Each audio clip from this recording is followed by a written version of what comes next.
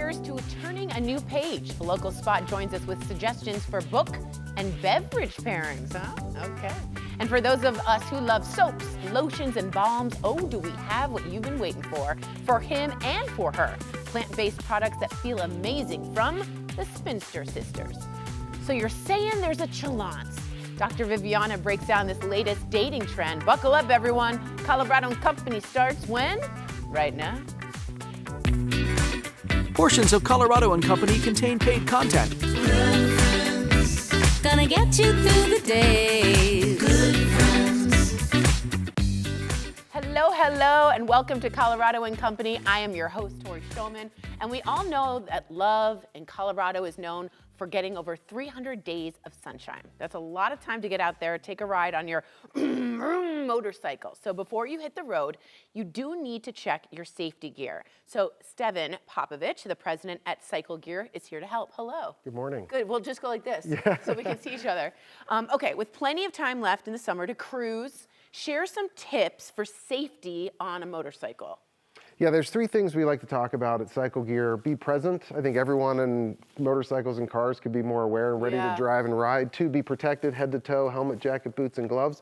And then 3, follow the rules of the road. I think everybody could slow down and be a little bit safer out there on the road, for sure. This is like life advice, too. This is like, you know what I mean? Like, stay present. I have a 17-year-old daughter, so I share this with her, too. Focus on the road. Okay, talk to me about what safety gear we should consider specifically. Well, we like to talk about prepare for the slide, not the ride. So from your helmet, jacket, gloves, boots, and pants, everything that we sell and everything for the motorcycle rider is designed to withstand a slide or a crash. So we say always be prepared, so be covered. There's really no reason. You could look cool, you can be comfortable and be safe all at the same time. Yeah, be cool, guys, but that means being safe. So this is a product I've actually known about and I'm obsessed with it. It's interesting, the technology. Walk me through how these airbags work and the technology behind it. Yeah, I'd love to. So for the past 10 years, they've been at the highest levels of racing and they've really come down to the consumer level over the past few years. So as you can see on the one here, it's something you wear under the jacket. So this goes under your cool leather Under jacket. your cool leather jacket or your mesh jacket. There's a computer in the back with accelerometers and gyroscopes that are You don't know what you're saying, right? I know, me neither. But it deploys in half a millisecond, faster than the blink of an eye, and it really reduces impact. This is an airbag as well, too. It's not just me looking cool.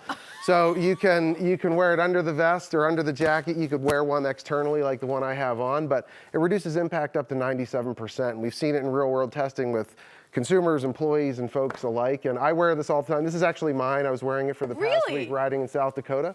Off-road motorcycling, yeah. Okay, so what happens when, let's say you're driving, things are great, there's wind in your hair, you're smelling pine trees. Feeling great. I'm feeling great. And then I'm going to hit the slide. What happens? Well, it's predictive, so it really deploys milliseconds before the impact. But it reduces impact and takes up to 25 Gs of impact from the rider. So as you're riding along and you jerk, it senses the movement and it deploys before impact. So it's incredible technology. So fast. I've seen it. Yeah, faster than a car. Yeah. Wow. Yeah. And is the airbag everywhere? Like, does it puff out? It does. It does all the panels around the chest, the back, the sides, the collarbone. So it really envelops the entire rider and just creates a protective barrier. So it's like a super marshmallow cool. man immediately. Basically 100%. Wow, okay. Non-riders might watch this with a little skepticism. Speak more how it can really just protect riders. Well, I think for everybody, our whole mission here is to really get the word out that this technology exists. I think a lot of people think it's an airbag. Does it go on the motorcycle? Is it something that attaches to the bike, but it's actually on the rider? So for us, you can see in the video here, it explodes around the rider, creating a safety barrier. And I think for loved ones and folks out there whose family or friends ride motorcycles, we want them to know that technology is available as well. So for us, it's been a tremendous lifesaver for a lot of folks on our team and for our consumers and across the world. And I think, as it continues to develop, we'd love everybody to be out there and be safe on the road and be protected. Okay, we don't have video of it coming out, do we? I just want to see if we do. No? Okay, cool. But it coming out, we showed that? Yeah, we did. Okay, great. That makes me happy. Because that's the the speed is really incredible. The speed is incredible. That's what I thought. How can we learn more about Cycle Gear? Tell me about Cycle Gear. Well, we have 160 some stores across the country. So not a lot. Not a lot. We have one in Lakewood, we have one in Thornton, we have a Revzilla store in Rhino. So you could stop by and check them out, wherever you are in the country. There's a lot of riders here in Colorado. I live in Golden, so we see riders going up the highway all the time. But you can go to cyclegear.com to learn more /airbags or visit one of our stores in Colorado or in the Springs. We have one down there too. Oh, you do? Yeah, we'd love to have you come by and learn more about them. And is there more than just this in Cycle Gear?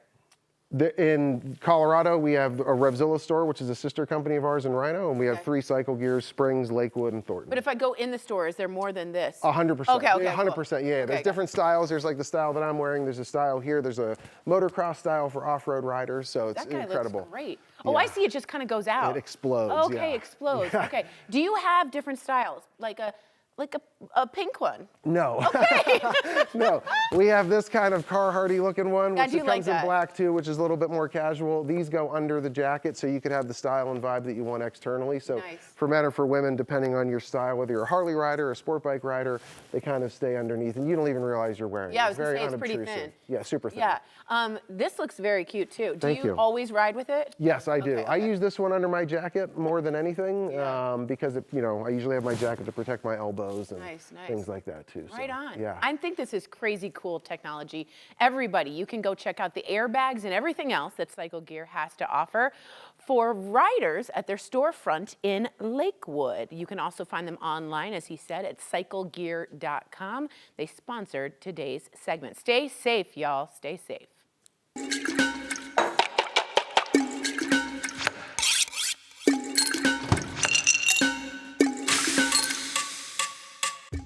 All right, Colorado is about to turn 150 years old. That's how old I feel at times. So we have Chef Mary from Olive and Finch, along with Jason Hansen from the America 250 Colorado 150 Commission. They stopped by earlier with a rundown of some of the events. Take a look. So America just turned 250, and Colorado is getting another celebration about our 150th, which is exciting. Jason, what does Colorado Day mean for you? So Colorado Day, August 1st, it's coming up. This is the day that Colorado officially joined the Union. It's an exciting day. It's a great day for everybody who is lucky enough to call this place home to find a way to celebrate it, whatever feels right to you. Yeah, that's amazing. I love Colorado and the people in the community, so I feel like it's going to be a big party. I think so, yeah. think that. There's going to be events all around the state. Communities are planning them all over. Here in Denver, there will be multiple areas throughout the city. It's going to be like a big statewide carnival. I love that. I hope there's funnel cake. Okay, what can we expect around Colorado Day, which is, again, August 1st? What can we sort of see that's going around? Yeah, so there's going to be, we're going to kick things off with a big pancake breakfast. We're shutting down Broadway and the Golden Triangle. Everybody come on down, get some pancakes. It's going to be great. There may be flash choir sing-alongs to Rocky Mountain High and other John Denver favorites, Colorado favorites. John Denver's one of Yep. my faves. Eventually, all the museums are going to be free in the area. Nice. We'll eventually in the evening, McGregor Square's having a party. There will be a drone show at the Rockies. And then while all of this is going on, we're also sending climbing teams up all of the 14ers in the state, all 58 14ers. Yes, so we'll be celebrating a cut above everybody else. I will not be on the 14ers, but I will be at the pancakes. That sounds really good. All right, Chef Mary, you are so much more than a chef. You are involved immensely with the community. You also have twins, which I'm like, how does she do all this? I want to ask you, what's happening downtown? What does Colorado Day also mean to you? I mean, I love Colorado. We talk about this all the time. Not only is the community amazing, but, for me, Colorado holds a really special place. My parents came here they were refugees. They immigrated here, and we were able to build a life here. Wow. And certainly built a life. yeah. Well, and now I've been able to build businesses and build community and raise 2 beautiful girls. So I love Colorado. So to be able to celebrate at such a big scale is really amazing. Unbelievable. Yeah. You do a lot. I feel lazy whenever I'm next to Chef Mary. What are you looking forward to the most, though, when it comes to Colorado Day? Well, Jason's talked about all of the amazing events going on, and it's from corner to corner of our state. So, you can go anywhere. There's a passport, I think, right, that you can grab and you can get stamps. So that's exciting to me because summer is such a great time for us to explore Colorado, to get out, but also to celebrate the birth. And the beauty, right? I do hikes. I go right into the parking lot and a little bit up, and then I come right back. It's really good. Okay, Jason, what are some ways that people can participate in this? Well, there's so many ways, and the best one is to figure out what's going on nearby you and join in. But they should also just get out and find their own 14er if you want. But, whatever is exciting to you. The Herman Gulch hike is amazing, Silver Dollar Lakes. There are just incredible places all around Colorado people should get out and appreciate living. We are so lucky to live here. We really are. And everyone's going to bring their dogs. I can't imagine how many dogs are going to be out for Colorado. It's such a Colorado thing. Okay, I'm going to ask you both to share a favorite memory from living in Colorado. Personally, just personally. Who wants to dive in first? Gosh, man, All right, well, I'm going to be corny. You're going to say it, right? But I've lived here my whole life, and I still can't get over, like, driving up to the mountains when the leaves change. Oh, the aspens. Oh, my gosh. It's just, like, literally, it's amazing. The golden in the wind. Yes. The gold wind. It's unbelievable. Okay, what about you? I mean, it's really hard to choose just one. Rockies fireworks with my kids, or skiing off the ridge at Loveland, that Silver Dollar Lakes hike when all the wildflowers are out. You get up to the lakes and you get your feet in the cold water. It's amazing. It's unbelievable. And I love that there's a lot of places to go that aren't super high elevated, like Sloan's Lake. There's just places you can take beautiful walks and see beautiful views. Absolutely. Some of the sunsets. Oh, such good Instagrammable pictures. All right, thank you guys for being here, and I cannot wait for Colorado Day. Thank you so much. Happy birthday, Colorado. Happy birthday! Time to celebrate Colorado. You can find events near you by checking out the statewide events calendar at am250co150.org. You can also stop by and see Chef Mary at Olive and Finch. She's delightful. They have 5 locations in Denver. Learn more at oliveandfinch.com. Coming up, we're chatting about the United Way Back to School Bash, the party. Our goal is to raise $50,000 to provide school supplies for Colorado kids. So whatever you can give today would be amazing. You can scan that QR code, it's right on your screen, or go to 9news.com/supply, $5, $10, whatever you can do. More on the Bash after the break.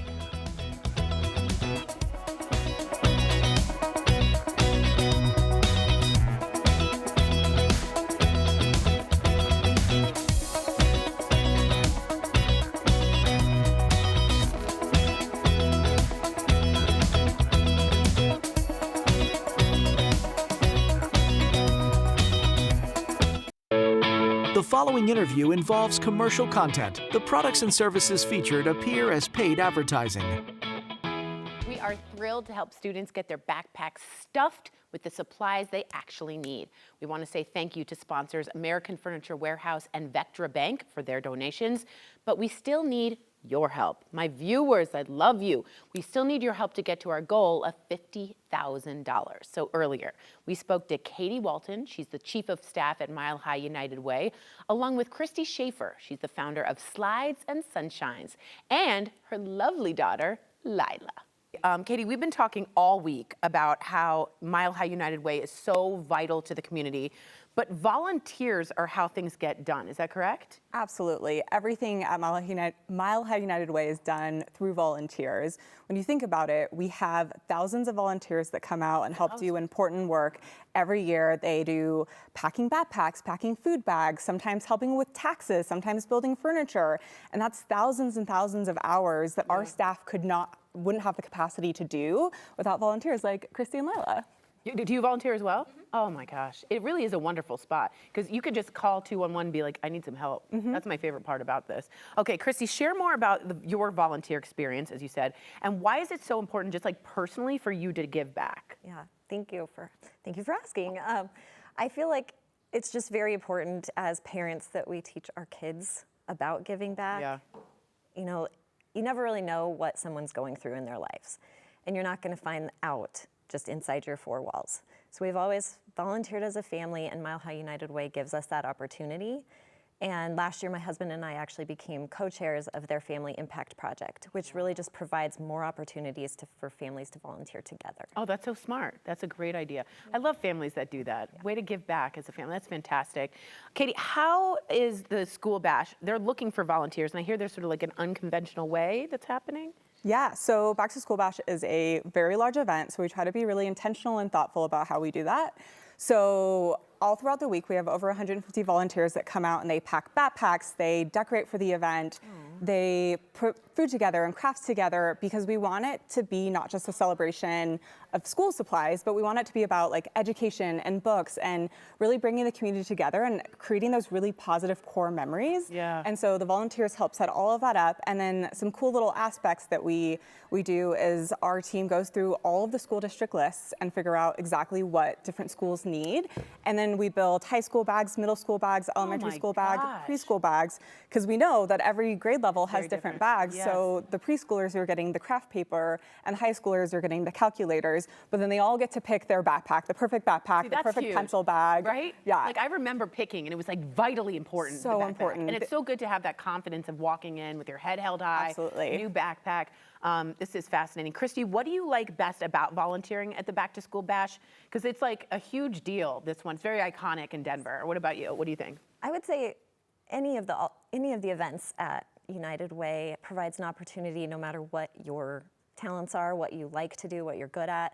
If you like to organize and be behind the scenes, you can be there counting pencils and organizing the binders. Amazing. If you love to talk to people, you can greet the families This is that what I would come. do, that one. Not And- organized. Yes, and if you like to just play with kids, there's craft tables, there's activities for them set up, and that's a very valuable spot to be. Amazing. At the end of each show, by the way, I always say everyone's facing an uphill battle that you know nothing about. And I think that United Way does that really beautifully with dignity. You give the people dignity. Katie, everyone watching really wants to help. And my viewers are so amazing at this. What can they do to get involved? Absolutely. So they can visit the 9 News website to visit Back to School Bash, and they can donate, learn how to volunteer. They can also visit the Mile High United Way website. What I'd say, host a drive, come out and volunteer, or even just when you're going back to school shopping for yourself or for your kids or for your grandkids, pick up a couple extra items for the Yeah, community. right. Like, great to give it to us or give it to some of the other great organizations that are going out and giving school supplies, but everyone can do something. So. Absolutely. And I know a lot of you are looking for ways to give back. This one is a huge sign saying, over here, we need you over here. I'm going to get to the beauty at the end here, Miss Lila. How you doing? You doing well? Yeah, great. Okay. What do you like most about the Back to School Bash? And I do have to ask you this. What is your favorite school supply? I was a big trapper keeper, but you might be too young to know what that is. Yeah, I would say my favorite is probably just a backpack because it's like kind of the personal thing that Yeah. each person has. And it kind of became my favorite through the Back to School Bash because I set up this school supplies drive and one of my good friends brought over this adorable like Baby Yoda backpack. Oh, that's the best. It was so cute, and he was just so excited to give it to somebody. And then at the event, I got to see this little boy walking away with the backpack, and it was so cute. It's just I just can't tell you what it means to a child that is either facing food insecurity or, all the affordability to feel like they're ready, they look good, they feel good. What a great, great thing y'all are doing. Thank you so much. So guys, join the Mile High United Way Back to School Bash and help the kids in our community. Thank you to the sponsors American Furniture Warehouse and Vectra Bank. All you have to do to donate is scan the QR code. It's right on your screen right here, or you can go to 9news.com/supply. When we come back, clean with a conscience. Shop local, put good stuff on your skin, and smell terrific. It's what we all want, after all. Meet Spinster Sisters and Old Salt right after the break.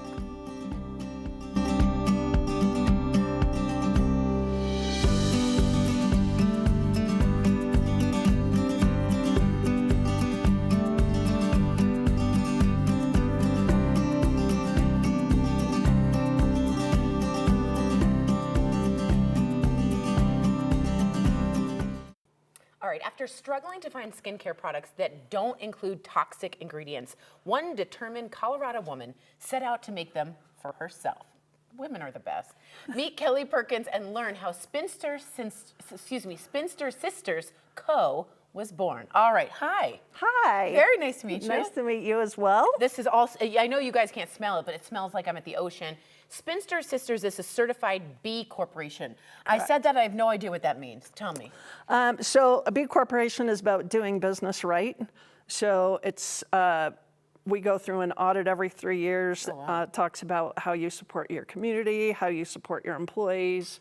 Are you paying fair wages?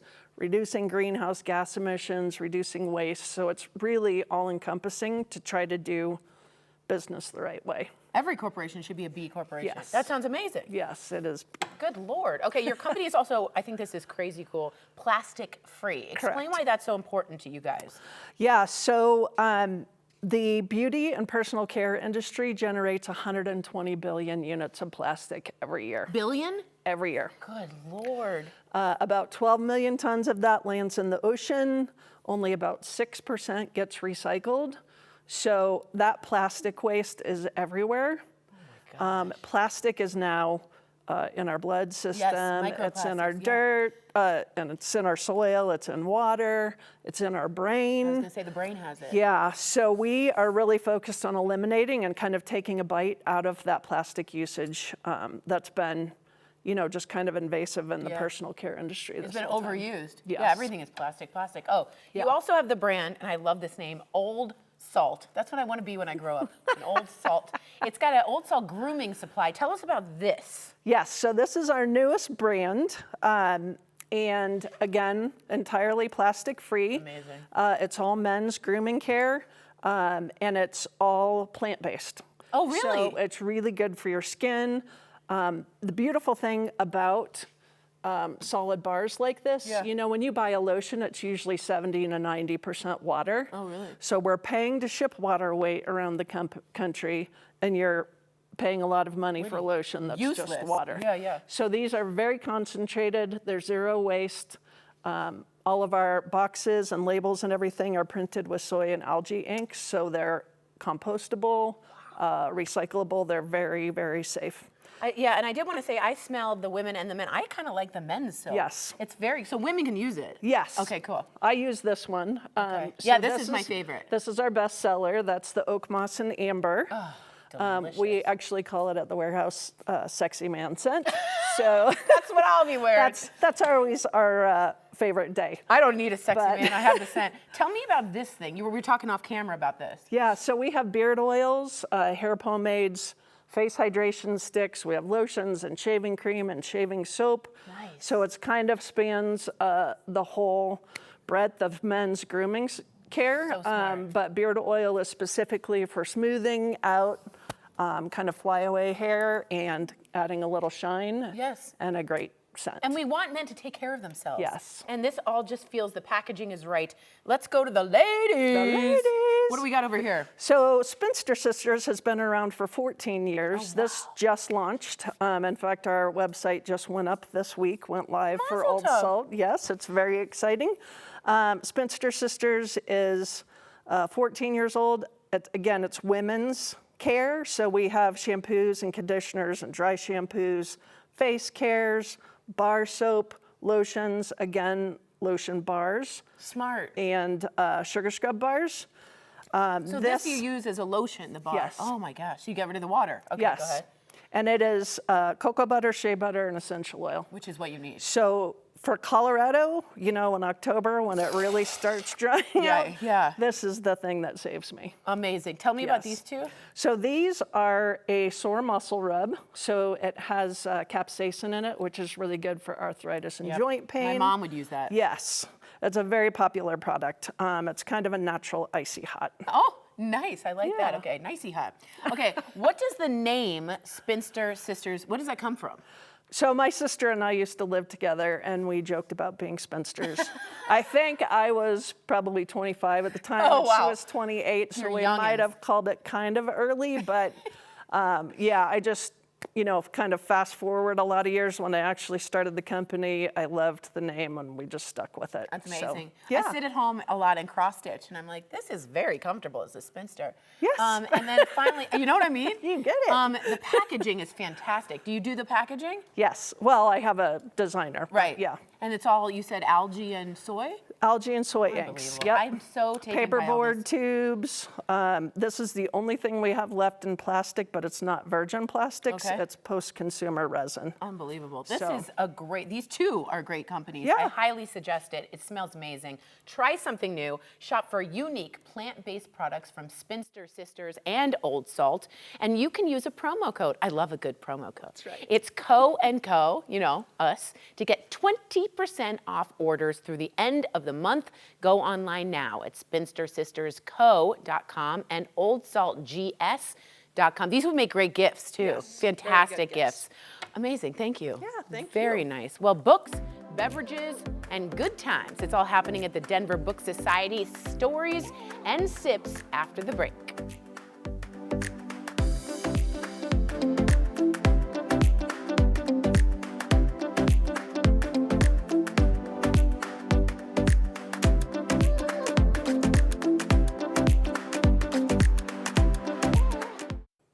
Welcome back to COCO. Our next guest is helping us turn the page, literally.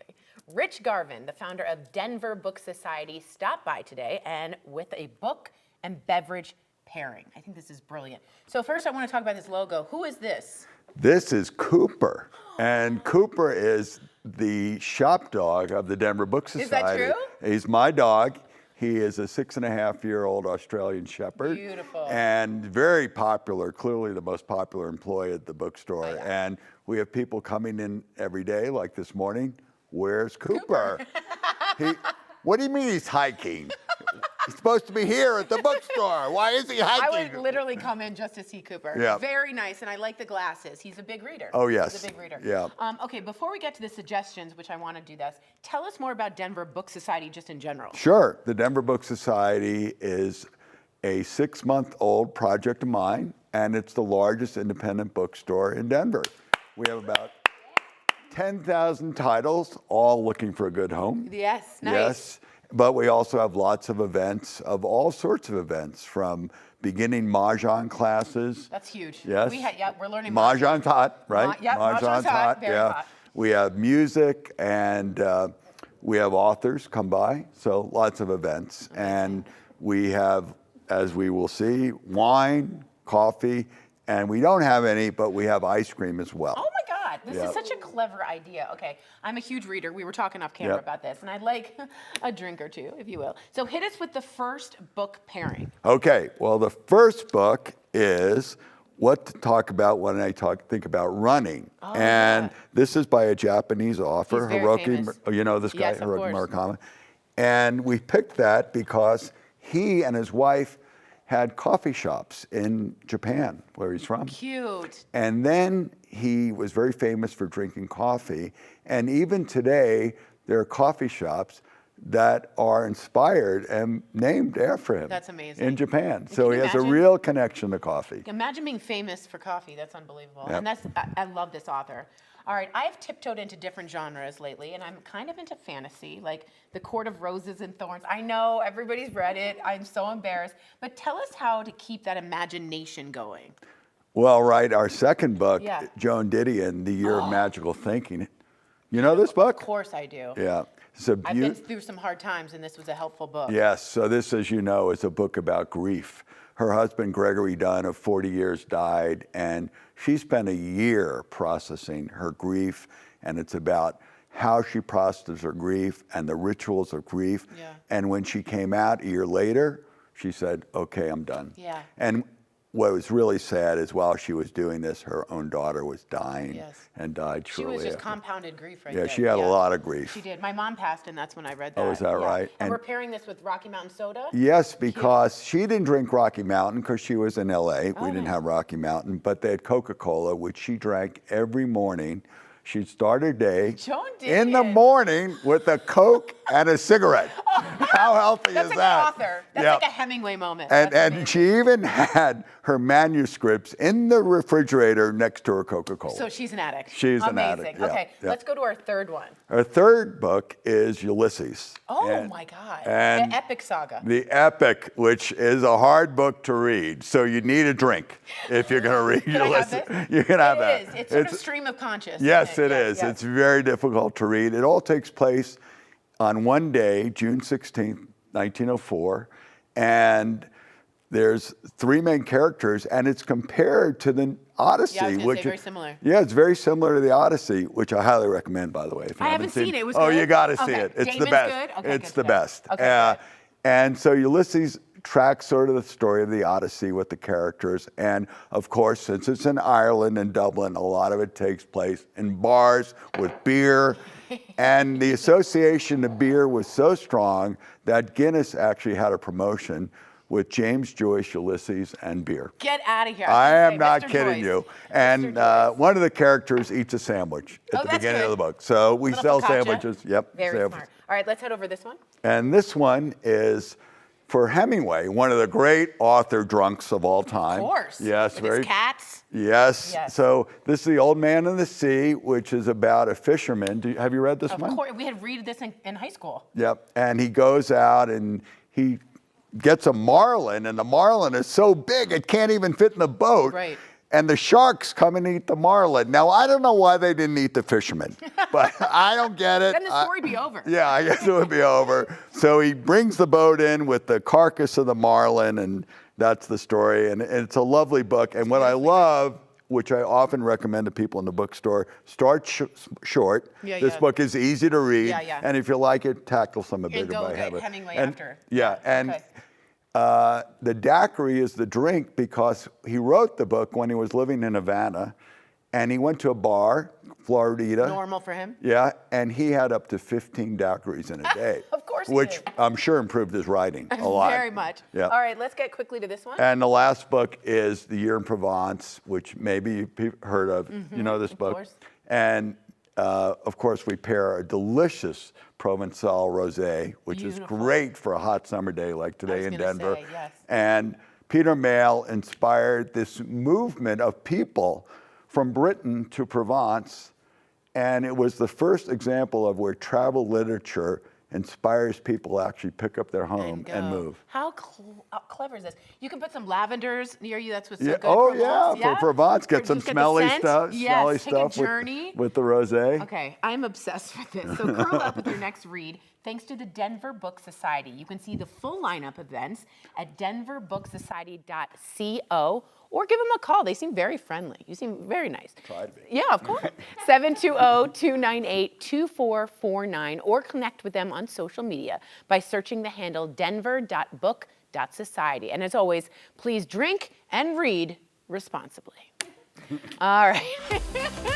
You swipe right and hit it off on your first date. Up next, Dr. Viviana tells us if you should be excited or more chalant about it.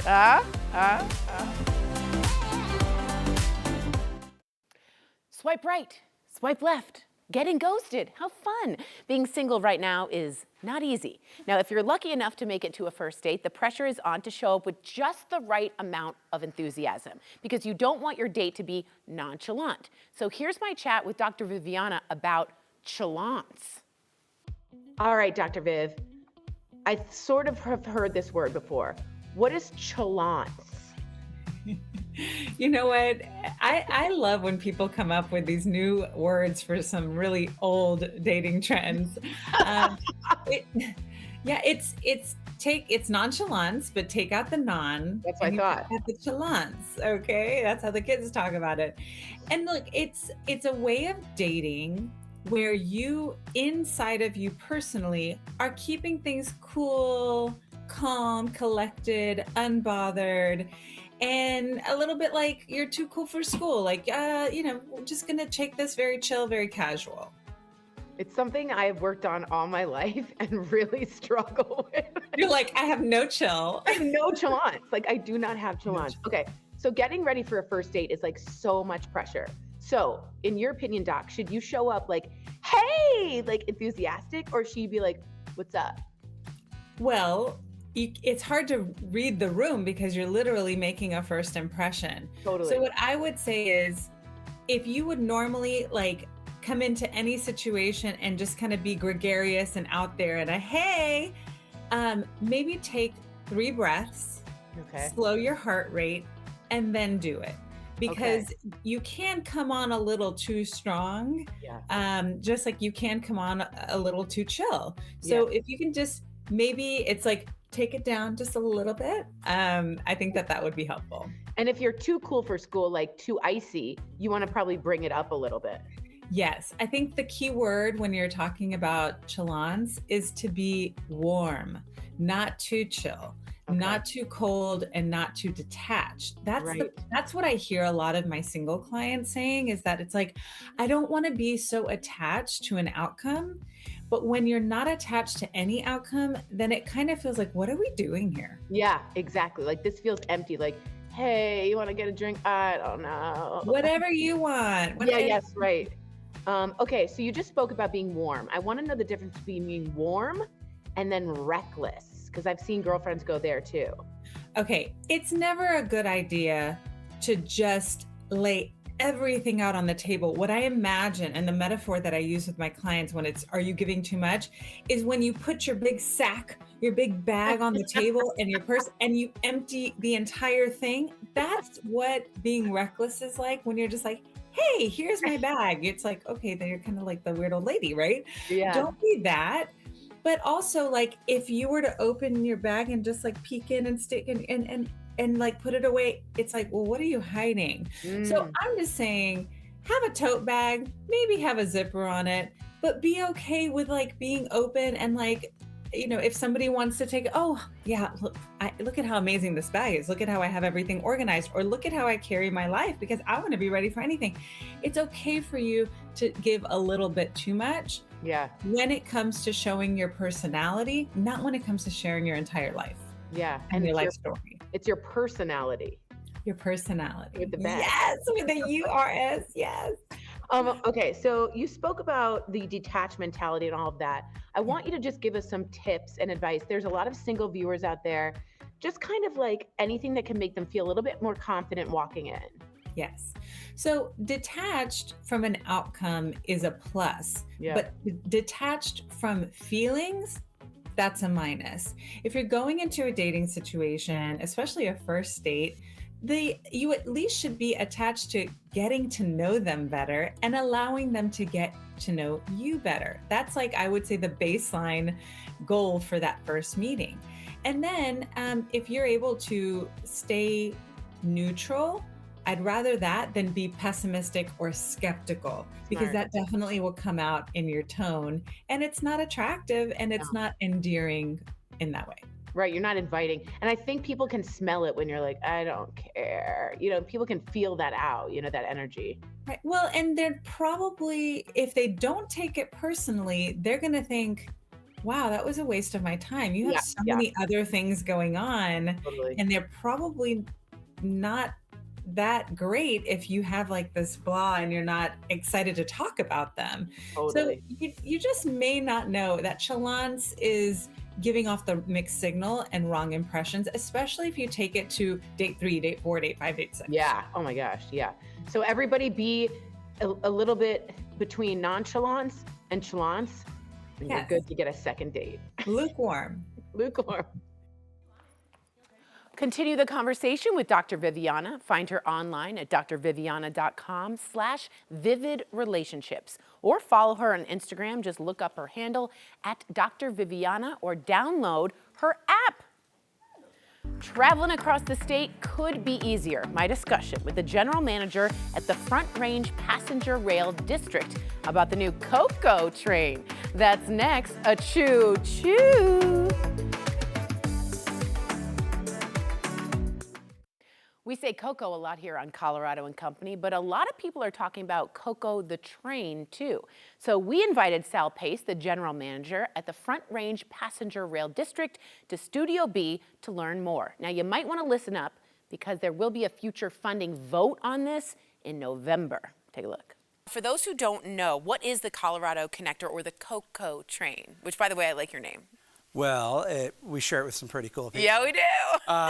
So COCO is going to be Colorado's Front Range Express train, connecting communities from Fort Collins all the way down to Pueblo. So you'll be able to move quickly across the state and in comfort. This is unbelievable. I love train travel, by the way. I think it's like so fantastic. What is your hope and your, I guess, goal for this train?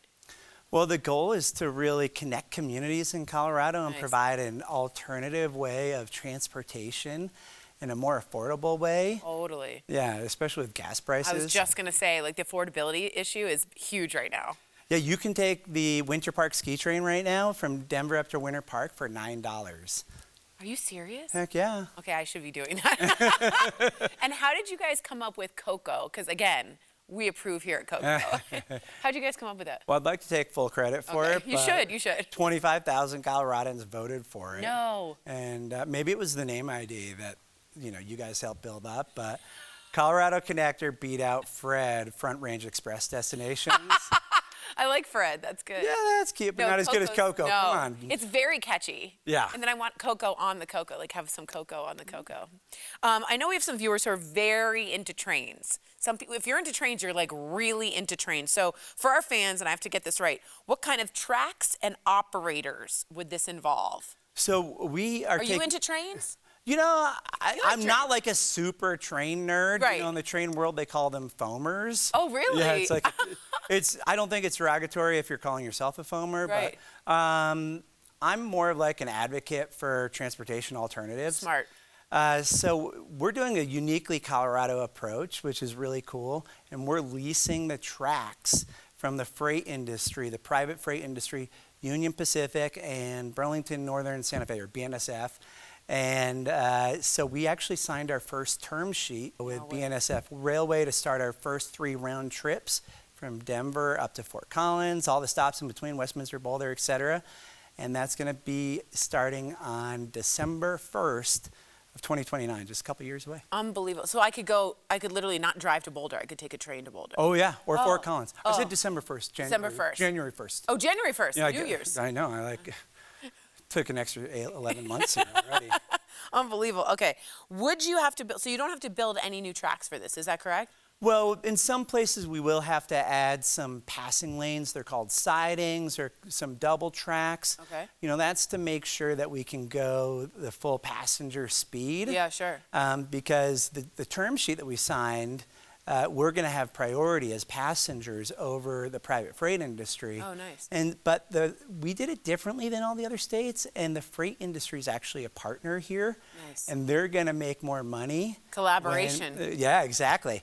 They're going to make more money for meeting on-time performance standards. Oh, I get it. And this is the first in the country type of model that's been done with this partnership with public and private to deliver passenger rail. Have you always been into, it seems like your real joy and passion comes from organizing smarter, as you said, transportation. How did you get into that? Well, about 15 years ago, I was a county commissioner in Pueblo, Colorado, and Amtrak was talking about discontinuing the long-distance train that went through southeastern Colorado from Chicago to Los Angeles. And I decided I was going to help save that train, and I didn't realize what I was walking into. 15 years later, I'm like now the general manager of the Front Range Passenger Rail District. So. Wow, that's a nice little shift over there. I like that. Talk to me a little bit about what's going to be on the ballot, because that's important. Yeah, so we're looking at a ballot question. We haven't finally made the decision yet. We have till August to do that. Okay. And that would be to pass a measure to fund full build out of the service. That would be 10 round trips per day and 13 stations, including all the way down to Pueblo, Colorado Springs. We're going to have a special event stop at the new Broncos Stadium. Yes, go Broncos. So it's going to be it's going to be a more comfortable, more affordable way to travel and more convenient for seniors and people who don't, no one likes driving I-25. Oh, the bane of my existence is I-25. I just want to say, I think it's really fabulous that you're thinking of ways to make everything more affordable and easier to get through our great state. I think that's so brilliant. Congrats on COCO. Congrats on your amazing job. And thank you for thinking of everyone who needs to get to other places in Colorado. Well, thanks, Tori. Thanks for the interest. Absolutely. To learn more about the COCO train, check out coloradoconnector.com. Thanks for your company, Colorado, and for watching Colorado's #1 rated, longest running lifestyle show. Portions of today's program were sponsored by the businesses listed on your screen. Colorado businesses love Colorado and company, so be a part of our show and share your ideas, the products, and stories with viewers across the state. To learn more about being featured on the show, send me an email to coco@9news.com. We'll see you next time, guys, and do the bye. Cheers.